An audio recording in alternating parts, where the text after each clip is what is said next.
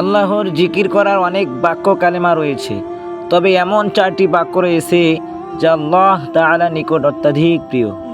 আবু হুরায়রা রাদিয়াল্লাহু তাআলা আনহু থেকে বর্ণিত হাদিসে রাসূলুল্লাহ সাল্লাল্লাহু আলাইহি ওয়াসাল্লাম বলেন, আল্লাহ তাআলা 4টি বাক্য নির্বাচন করে নিয়েছেন: সুবহানাল্লাহ, আলহামদুলিল্লাহ, লা ইলাহা ইল্লাল্লাহু, আল্লাহু আকবার। মুসনাদে আহমদ, হাদিস নং 8012।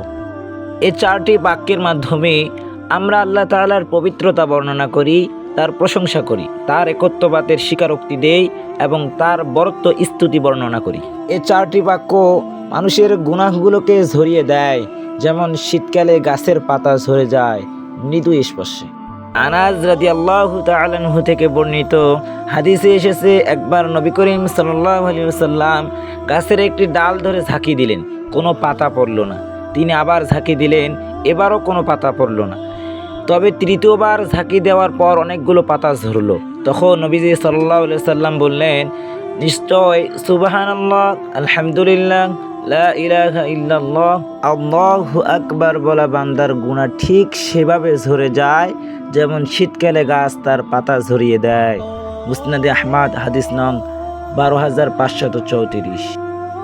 বিভিন্ন ব্যস্ততার কারণে নিয়মিত নফল ইবাদত করা অনেকের পক্ষে সম্ভব হয় না, কিন্তু যে কোনো জায়গায় যে কোনো মুহূর্তে আল্লাহর প্রশংসায় তার জিকির করা অনেক সহজ। কোনো সময় ক্ষেপণ হয় না, কাজেও ব্যাঘাত সৃষ্টি করে না।